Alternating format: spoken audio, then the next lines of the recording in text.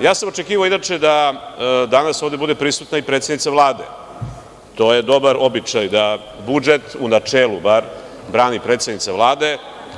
Ona nam je potpisala ovaj predlog, ovaj kuvar od ne znam koliko, 700 i nešto stranica. Ovde da ne kukamo, znači samo da pokažemo da ljudima zbog kojih smo ovde, koji je fond korišćen tu, ja mislim da je to nemoguće videti.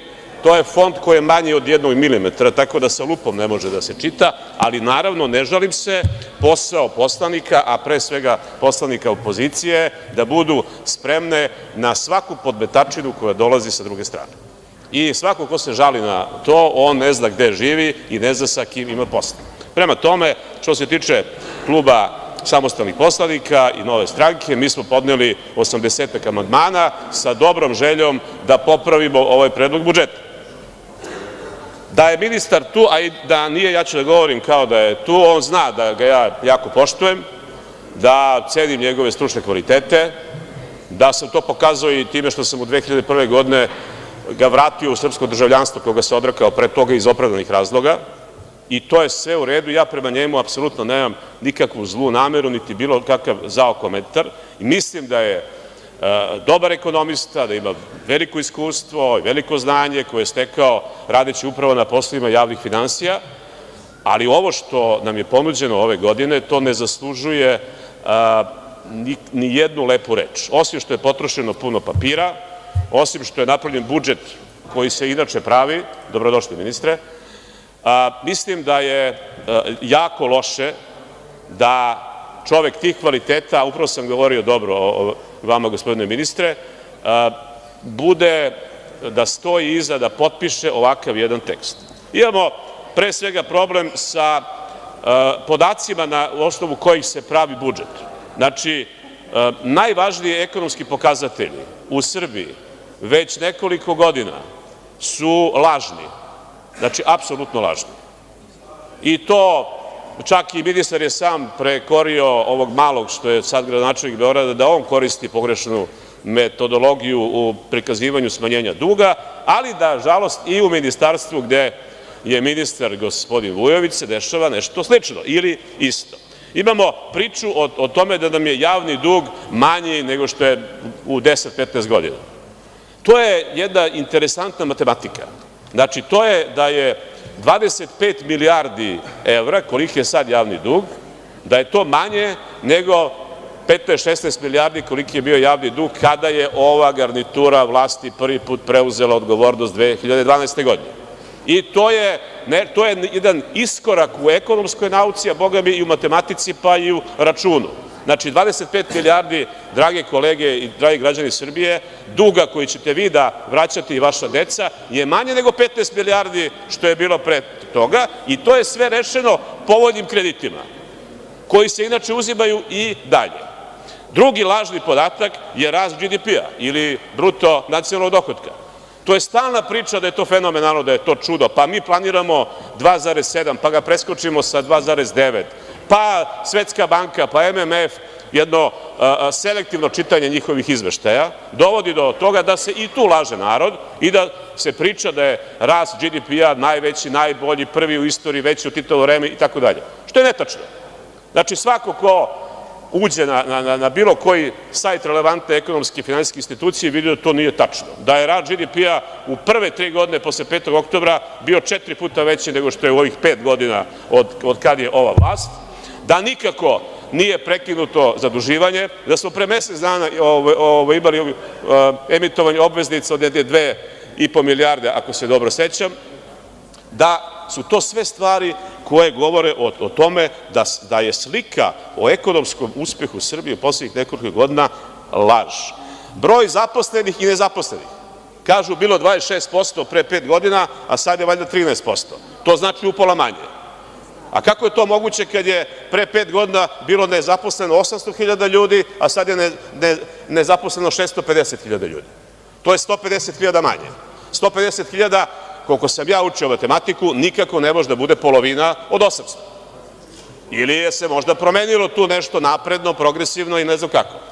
To se zove igranje statistikom, to se zove iznošenje neistinitih činjenica, to se u Srbiji i u centralnoj i u Vojvodini i u Beogradu i u južnoj Srbiji se zove laž. I kad imate lažne podatke, namerno, ne iz neiskustva, ja sam siguran da gospodin ministar ima apsolutno sve iskustvo i znanje ovog sveta vezano za ovu oblast, nego je to namerno prikazana lažna slika ili neko laže ministra. Ja ministra vidim da ima neke torbe pored sebe, ne da li se sprema neki put, ali čini mi se da ipak morao da proveri da li ga lažu njegovi. I eto, da obavestim ekskluzivno i ministra Vujovića, mada on to zna, i članove Vlade koji bi to trebalo da znaju, ali i građane Srbije i vas kolege i koleginice, a to je da je Srbija ponovo ušla na jednu listu. I to pre 7-8 dana, 6. decembra ove godine, Evropska unija je stavila Srbiju na sivu listu poreskih rajeva. Znači, nismo još došli do crne liste, mada je bilo velikih šansi, ali ta prilika je očigledno propuštena, nego je Evropska unija nastavila na listu 47 država koje u svojoj poreskoj politici, u svojim javnim finansijama, u svemu onome što predstavlja ambijent za život poslovni u jednoj državi i poštovanje prava je stavljena kao vrlo sumnjiva zemlja. Znači, u crnoj listi nema Srbije, ali tu je naš vekovni prijatelj, kako politički, tako i ekonomski, to su Emirati, koji su, čini mi se, priznali Kosovo isto, s kojima inače radimo u zadnjih 5-6 godina neke sumnjive projekte, oni su na crnoj listi. A na sivoj listi, na tom lepom spisku, imamo jako lepo društvo. I sad ću da vam kažem neke od tih država sa kojima se mi merimo. To je, recimo, Bocvana, to je, recimo, Maldivi, to je Peru, Katar, Nova Kaledonija, Maroko, Fidži i tako dalje. Pa imamo tu i Nauru, znači Nauru ne znam da li je priznala Kosovo, ali smo mi na listi sivoj zajedno sa Nauru, sa St. Vincent i Grenadini, recimo, se čita, sa Nue i tako, znači jedna respektabilna grupa država, 47 država na sivoj listi, još 3 pa da bude 50 nijansi sive ekonomije gde smo i mi. I to je slika naše ekonomske situacije i to je slika poštovanja prava i zato u Srbiju inače sa velikim subvencijama dolaze mahom stranci koji vole da igraju u poreskim rajevima, a to znači da otimaju pare od budžeta, a to znači da nema posle za zdravstvo, za subvencije u poljoprivredu, za obrazovanje i sport, nego se igramo sa time, pobeđujemo građane da je najvažnije to da uzmu fiskalni račun kad popiju kafu ili kapućino, a da je nevažno potpuno što smo mi na sivoj listi koja je na ivici da postane crna lista. Ja vas pozivam, ministre, da kasnije, ako se ja pogrešio u interpretaciji ove odluke Evropske unije, da nam vi date šire podatke o tome. Ima tu još puno razloga zašto je ovaj budžet loš. Kad je pravljena ova siva lista, neki ljudi koji su informisani, i ja sam sklon da im verujem, ne tvrdim da je ovo eksplicitna činjenica, ali sam vrlo sklon da im verujem u odnosu na neke informacije koje sam dobio ranije od njih, da se ministar tada branio u Briselu i da je rekao da ne može on to sam da sve sredi, da je problem sa tim što je BIA preuzela vođenje poreske policije već nekoliko godina unazad, da je to jedan veliki problem zbog nestručnosti i toga da imaju neke druge ideje sa poreskom policijom i sa poreskom administracijom, a ne ono što je posao, i da je, što se tiče povraćaja PDV-a, da postoji vrlo jasan kriterijum za povraćaj PDV-a, a to je politička podobnost firme, pojedinca, privrednika, i to kažu da se ministar tako branio u Briselu i ja razumem i podržavam takvu odbranu, ako je ona tačna. A rekao sam da mi se čini da treba tome verovati. Naravno da smo ponovo bez izveštaja o trošenju budžeta za prošlu godinu, da ne ponavljam, to već svi znaju, to je postala tradicija, odvratna, loša, ali 2003. se svi slažemo da je poslednji put dat taj izveštaj. Ne znam šta je sprečilo druge posle toga da ne daju taj izveštaj, ne znam čega se stide, ili su se stideli ili čega se vi sad stidite. Imamo jednu tajnu stavku u budžetu, ne sjećam se koji beše broj, skoro 6 milijardi piše BIA, 6 milijardi, tačka. Bez bilo kakve specifikacije. Ja sam objavio budžet za 2003. godinu, gde lepo isto piše BIA, pa ima jedno 10 stavki. Zašto se tu troši? Ako mislite da je to državna tajna, ne, nije. Idite na sajt CIA, pa proverite, imaju na 15 stranica prikaz svojih troškova. Imate, svuda je to javno, osim ovde. Ja se pitam, a šta je to tajno u BIA? Jer se to menjaju pločice po kupatilima i kujinama tamo, pa su to neki veliki izdaci, neki keramičarski radovi, ili bravarski radovi, ili se upada u kuće političkih protivnika po nalogu BIA, ili se prisluškuje sve živo, a ne razume se ništa, samo da znamo šta je to. Znači, to ne sme, gospodine Vujoviću, da bude zatamnjeno kao što je zatamnjena neka poternica u budžetu i zbog toga smo na sivoj listi. Zato što se ne vidi gde se troši taj novac, a to mora da se vidi i to ne ugrožava bezbednost zemlje. Apsolutno. Tu nema nikakve sumnje.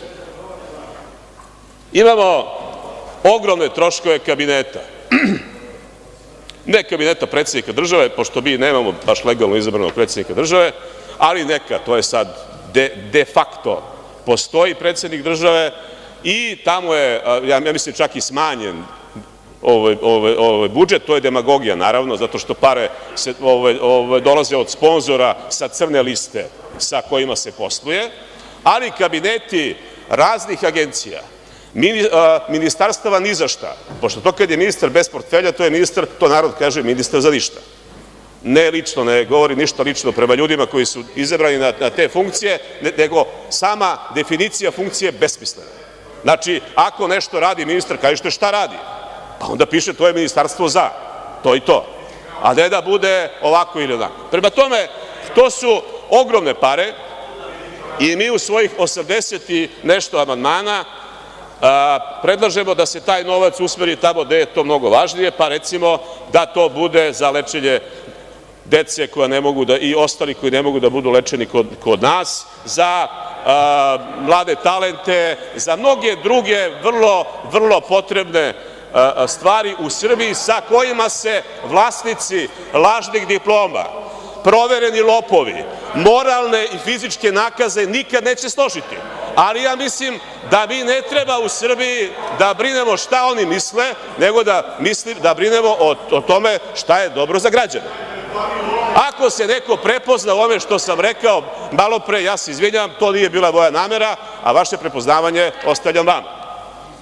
Dalje, imamo veliko povećavanje novca za naoružanje.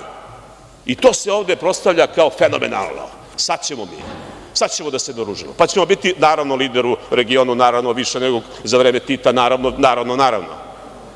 Da li može da mi neko objasni, tu je ministar vojni, na osnovu čega se mi naoružavamo? Na osnovu kog projekta, plana? Da li postoji strategija odbrane? Da li je ona usvojena u ovom parlamentu? Da li postoji? Ja ne znam da postoji, a trebalo bi da znam, dosta čitam novine, posebno Službeni glasnik. Prema tome, naoružavanje u jednoj normalnoj zemlji se radi tako što se napravi strategija odbrane, koja se ne pravi dranjem, nego ozbiljnim razmatranjem, pa se onda u odnosu na to definiše odakle dolazi opasnost, ko su potencijalni neprijatelji, ko su potencijalni saveznici, pa se onda u odnosu na to pravi organizacija vojske, pa se u odnosu na to kao 4. ili 5. faza bira naoružanje. Ko je naš neprijatelj? Koga ćemo mi da gađamo sa tih S-300 ili S-400 ili ne znam koliko S-ova i gde će da lete ti migovi koji su inače prizemljeni od kad su došli? Verovatno i taj S-300 će da ima neki problem. da li neće da ima akumulatore, što smo već imali kao problem u vojsci, ili neće da ima dovoljno naduvane gume ili ne znam šta. U svakom slučaju, ne znam zašto se to radi, a trebalo bi da znamo, ne samo mi poslanici, nego cela država koja ovo, čini mi se, dobro sluša. Drugo, to naoružavanje. Ova ekipa se na slične stranke, iste stranke, se naoružavala i u 90-ima. Pa znamo kako smo prošli. Kad se vi naoružavate i kad vi branite Srbiju, Srbija gubi. Tu nema nikakve sumnje. Kad vi branite Srbe van Srbije, Srba tamo više nema. Prema tome, ja mislim da je to jedna ozbiljna tema o kojoj treba da se priča ozbiljno. Imamo povećanje sredstava za izgradnju infrastrukture, pa se tu opet bacamo sa nekim milijardama. Pa ćemo ponovo da završimo taj Koridor 10 do kraja godine. To do kraja godine traje od 2013. Pa ovo da je polarna godina, mada i ona traje isto godinu dana. Ja vas molim da budemo ozbiljni i da stanemo jednom, pa da prvo prestanemo da govorimo da postoji Koridor 11, to ne postoji nigde. To ne postoji ni u jednom dokumentu Evropske unije. Tačno se zna šta su koridori. I u Srbiji imamo 2, to je 7, reka Dunav, i 10, to je ovaj put koji se kod Niša račva za Bugarsku i za Makedoniju. Koridor 11 ne postoji. Postoji neka magistrala koju možemo da nazovemo kako već treba da nazovemo, ali zašto mi uzimamo kredite? Da zapošljavamo strane investitore i stranu radnu snagu da nam prave loše puteve. Zašto ne ulažemo, ne uzimamo kredite kad tako dobro stojimo, sa tom malom kamatnom stopom, kao što ste rekli malo pre, ispod 2%, pa da zaposlimo naše. Pa ima ovde firmi koje mogu i koje su postojale, koje mogu da se ponovo naprave ako je to potrebno, a ima i postojeći koje znaju da remontuju prugu, da naprave put bez ilovače ili kako se zvalo, gline, da naprave mostove. Pa bilo ovde mostova i pre Kineza i pre ovih drugih koji su nam izmislili. Napravili smo fenomenalan Pupinov most, čudo tehnike, čudo arhitekture, urbanizma, svega, sa ograničenjem sa 50 km. Pa čemu to služi onda? Pa mogli smo i peške da idemo. Drugo, napravili smo jednu veliku železničku stanicu Prokop, odakle 5 vozova dnevno ide van Beograda i imamo ovaj lokalni koji ide od Pančevačkog mosta tamo negde do Batajnice. Zbog toga, pa mislim, to je malo previše para, a gradi se do 20-30 godina.